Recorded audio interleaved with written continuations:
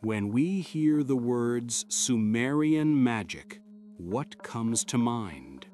Dark rituals, demonic pacts, horned figures carved into ancient stone. We think of the origins of demons, entities of pure cosmic evil. But what if this entire picture is wrong? What if the true terrors of ancient Mesopotamia were not cosmic, but deeply, chillingly personal? For the ancient Sumerians, the line between spirit, ghost, and demon was dangerously thin. The greatest threat was not an invading devil from an underworld hell. It was the spirit of your own grandmother, angry that her burial rites were forgotten.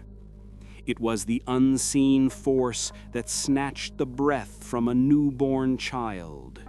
It was the agonizing fever that boiled the rivers and shattered the stones. Tonight we explore the forbidden lore. We go before the concept of demons. These are the most dangerous spirits in ancient Sumerian magic. Our misunderstanding begins with a single word: Udug. In the Akkadian language, which followed Sumerian, this word became Utuku. To later translators, grappling with Christian concepts of good and evil, Udug was simply translated as demon. But the Sumerian reality was far more complex. And Udug was not inherently good or evil. It was simply a spirit. It was a force, an energy. Some were beneficial. The Lamashtu, the great winged bulls that guarded city gates, were a type of protective Udug. But this video is not about them. We are concerned with the Udug Hul, the evil Udug. These were not fallen angels. They were forces of chaos. The most famous of these were known as the Sibiti, or the Seven. Listen to how the Sumerians described them in the Epic of Era. They are the seven. They are the seven. In the ocean deep, they are the seven. They are neither male nor are they female. They are the dust storms whirling in the wind. They have no wife. They bear no son. They know not compassion, nor do they listen to prayer and supplication. They were described as weapons, born of the sky god Anu to wage war. They were chaos incarnate, wind, storm, and earthquake.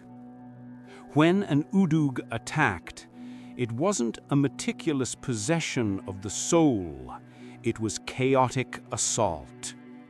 It was the roaring storm that breaks the mighty.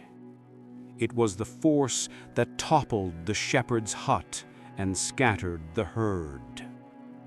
The evil Udug were dangerous because they were impersonal. They were a natural disaster with a name.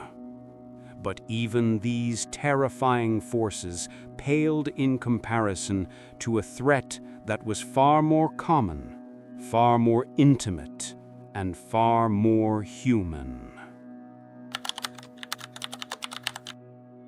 The most persistent, pervasive, and dangerous spirit in Mesopotamia was not a demon at all. It was a ghost. They were called the Edimmu, or in Akkadian, the Edimmu. The Sumerians believed in a bleak underworld, Irkalla, a dark, dusty city where the dead ate clay and drank mud. But this fate was only for those who received proper burial rites. And Edimmu was the spirit of a human being who had been cheated of their final rest. Perhaps they drowned in the river, their body never recovered. Perhaps they died in a fire, their bones turned to ash. Perhaps they starved in the desert or fell in a battle far from home. Or, most tragically, perhaps their living relatives simply neglected the funerary offerings of food and water. This spirit, denied entry to the land of the dead, was forced to wander the earth. And it wandered with a terrible hunger and a burning rage. The Edimmu was not a distant threat, it was family. It was the ghost of your brother, your father, or your unmourned ancestor returning from the grave. This ghost would latch on to its living relatives, bringing with it a supernatural sickness. Sumerian medical tablets are filled with incantations against the Edimmu. The symptoms of its attack were specific: crippling pains, persistent headaches, dizziness, and a draining of life force. The ghost was literally seizing the living, trying to drag them down into the same misery it endured. This is why so much of Sumerian magic was not about fighting demons. It was about placating, honoring, or forcefully banishing the spirits of their own dead relatives. They would create a kispum, a ritual feast, leaving food and water for the ghost, begging it to leave them in peace. If that failed, they would turn to the ashipu, the exorcist, who would perform complex rituals to sever the link between the living and the dead. The Edimmu was terrifying because it was a failure of duty. It was a reminder that the dead are always with us and that they are watching. Forget them, and you will pay the price. We are just scratching the surface of this lost world. These concepts of restless ghosts and chaotic spirits formed the foundation of magic and religion for millennia. If you find this journey into the ancient past as fascinating as we do, please take a moment to subscribe to our channel. We are dedicated to uncovering this forgotten lore, and your support allows us to dig even deeper. While the Edimmu haunted the family, another entity terrorized its very foundation. She is one of the most vividly described and feared entities in the entire ancient world. She was not a ghost, she was a goddess, or perhaps something older. Her name was Lamashtu. The Sumerians knew exactly what she looked like. They carved her image onto thousands of protective amulets so they would never mistake her. She had the head of a lioness, the teeth of a donkey, and the talons of a bird of prey. Her body was that of a monstrous woman, often depicted kneeling on a donkey, suckling a piglet at one breast and a dog at the other, while holding venomous snakes in her hands. Her prey was the most vulnerable of all: pregnant women and newborn infants. Lamashtu was the personification of maternal and infant death. In a world without modern medicine, the death of a mother in childbirth, or the sudden, inexplicable loss of an infant, what we might now call sudden infant death syndrome, was a common and devastating tragedy. The Sumerians gave this tragedy a face. Lamashtu would creep into the house of a pregnant woman, touching her belly 7 times to corrupt the child within. She would slip into the nursery at night to snatch the noble child from its nurse. She was said to drink the blood of infants and eat their flesh. The magic to repel her was desperate. Expectant mothers would wear amulets bearing the image of Lamashtu's great enemy, the demon Pazuzu. This is a crucial point. The Sumerians would use one evil force to fight another. Pazuzu, the terrifying demon of the scorching southwest wind, was the only being Lamashtu feared. They would hang amulets of Pazuzu over the infant's crib, inviting this grotesque demon into their home as a bodyguard. It was a terrifying bargain, made in the dark, to protect their children from an even greater horror. Lamashtu was not an abstract evil. She was the monster under the bed, the shadow in the nursery. She was the fear that every ancient parent held in their heart.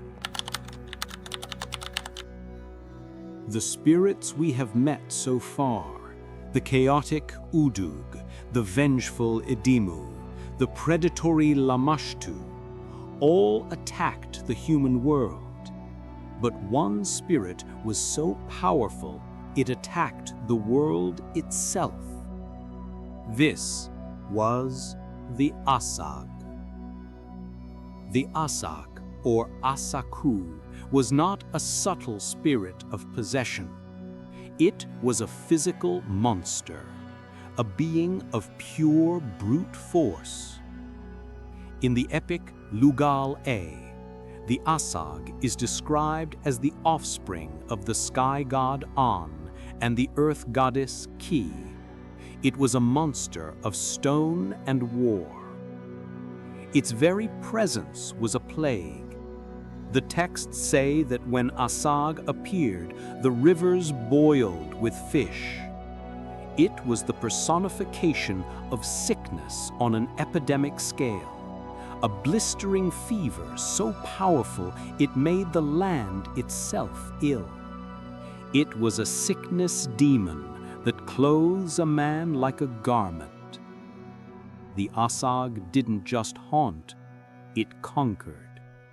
It was a warlord, commanding an army of Kur, stone demons, that it magically birthed from its union with the mountains themselves. To fight the Asag was not a simple exorcism. It was a divine war. In the myth, the only force capable of defeating this monster was the warrior god Ninarta, who wielded a talking mace named Sharur. When a Sumerian fell ill with a raging, unidentified fever, a pestilence that swept through a city, or a violent, agonizing headache, they did not blame a demon, they blamed the Asag. They were in the grip of a cosmic monster. The Asag represents the final, terrible truth of Sumerian fear. It was the understanding that sometimes the world itself produces monsters, forces of sickness and destruction so total they seem to be an act of war by the gods themselves. The ancient Sumerians lived in a world alive with spirits, but their fears were not our fears. Their magic, was not a fantasy of summoning devils for power. It was a desperate, practical technology for survival. It was the daily struggle against a universe that was often hostile. It was the fight against the chaos of the storm, the Udug. It was the solemn duty to appease the forgotten dead, lest they return to claim you, the Edimmu. And it was the nightly vigil to protect your children from the unexplainable, the Lamashtu. And it was the battle against the sheer physical agony of disease, the Asag. Before our modern concept of demons, there were spirits, and they were far more dangerous because they were real. They were the ghosts of the unburied. They were the fever that stole your strength. They were the shadow that took your child. And in the flickering lamplight of Mesopotamia, they were everywhere. Which of these ancient Sumerian spirits do you find the most terrifying? The vengeful ghost of your own ancestor, or the monstrous Child-Snatcher? Let us know your thoughts in the comments below.